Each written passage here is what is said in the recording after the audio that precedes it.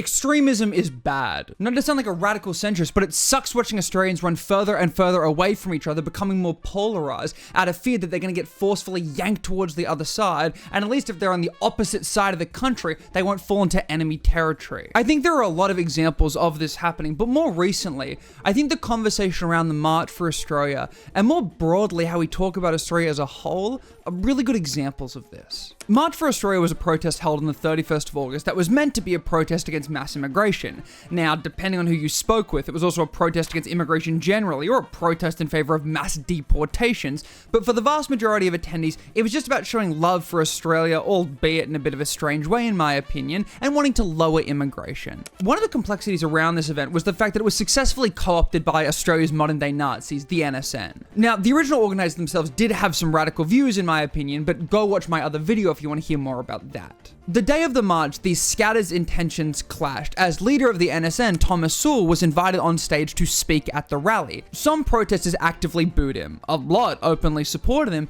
but even more had no idea who he was at all. Sure, the Venn diagram between those who like Hitler and those who don't like immigration does definitely overlap, but not evenly. The vast majority of these people in attendance were just people who did not like seeing the flag burnt, or had this fear that the Australia they know and loved was slipping away. As I thought about why this happened, why some everyday Aussies were knowingly walking alongside Nazis, there came this uncomfortable thought I had to sit in, and I'm willing to be proven wrong.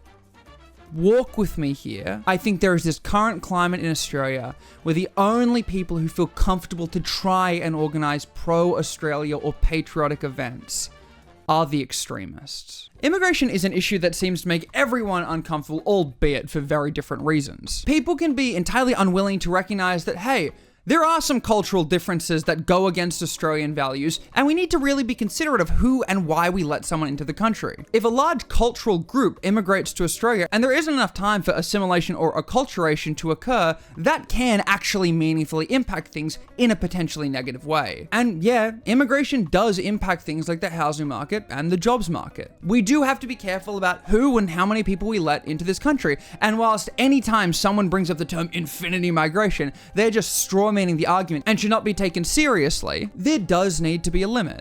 But the thing is, most reasonable people do already agree with that. A big issue when people talk about immigration is the fact that as much as you want to believe it's true, immigration does not seem to meaningfully impact the housing or the jobs market in the way people want it to. You can yell about foreigners taking your housing or taking your jobs, but the data just doesn't back that up.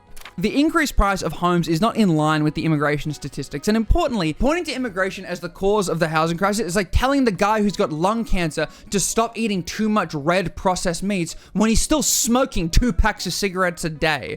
Yeah, the processed meat probably isn't helping, but it feels like we're not really engaging with the issue at hand. But of course people do things like that because beating the addiction is a much harder, complex, and longer process. It's easier for people to scapegoat immigrants than recognize that this has been a generational failure of an issue, and generational failures take generations to fix. It can't be done overnight. And look, is being misinformed on immigration deserving of the title racist?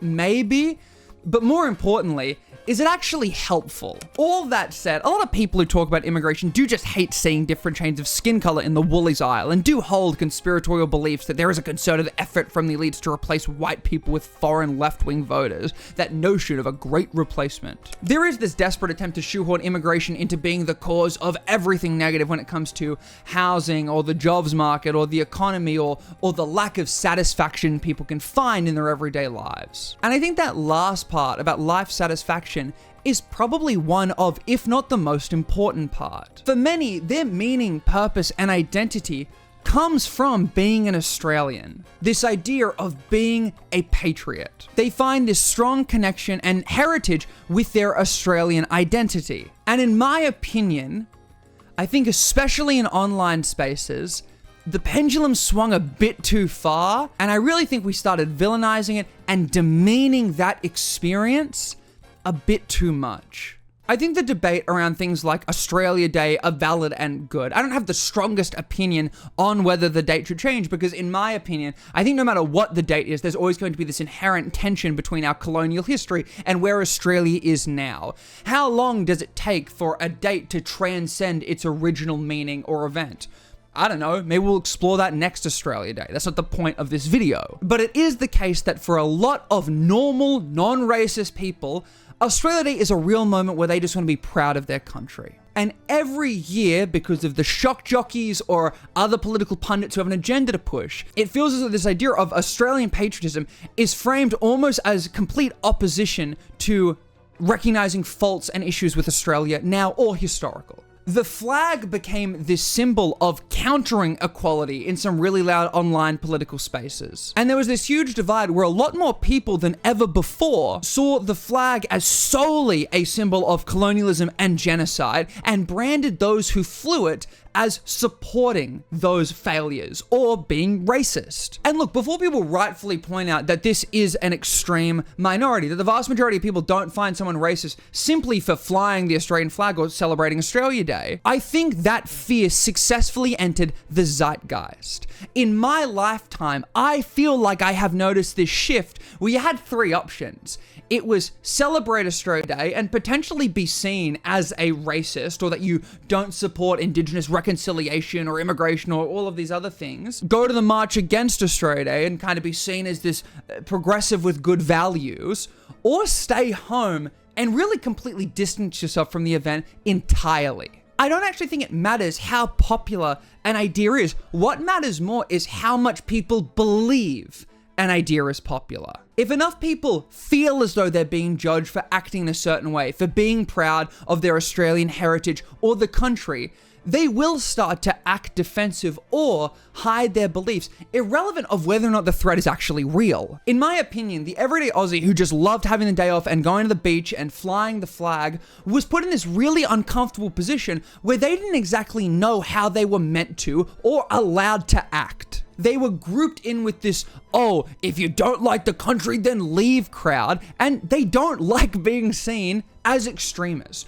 No one likes to be perceived as a racist. When judgment is felt, people will typically become defensive or conceal their beliefs. And I think a lot of Australians started to do that out of fear of being branded as an extremist, as a racist. They didn't know how to support their nation unless it was overtly safe to do so. So when event organizers or main figureheads trying to promote Australia Day or these pro-Australia events are branded as extremists or racist, why would the everyday Australian want to touch that with a 10-foot pole? Who is left to organize these types of events?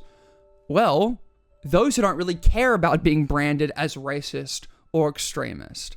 And typically, those are the people with some more extreme views. So when then the everyday patriotic Aussie feels like they have nowhere to go, no wonder they cling on to events like the March for Australia, despite the fact that some of those organizers were pretty damn cooked. It's easy to internally justify going to these events when you feel like you have nowhere else to go. Yeah, Nazis are bad, but the vast majority of us going are just these patriotic Aussies, so they don't stand up for us. It shouldn't matter. Or, well, can I even trust they are actually Nazis because I'm branded as a racist simply for loving the country? And you can find flaws in those arguments. I certainly do.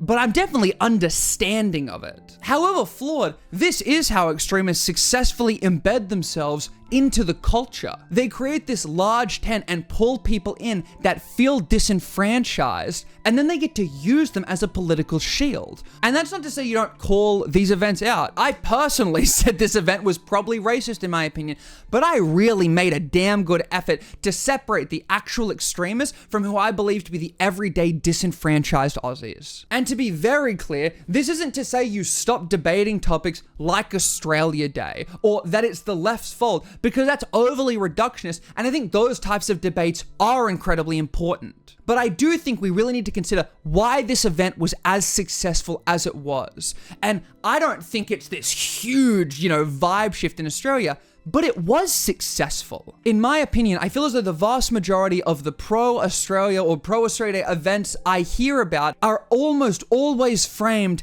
as anti-something else even when they really shouldn't be. We have let flying the flag and this support of Australia or Australian pride really get co-opted by the right.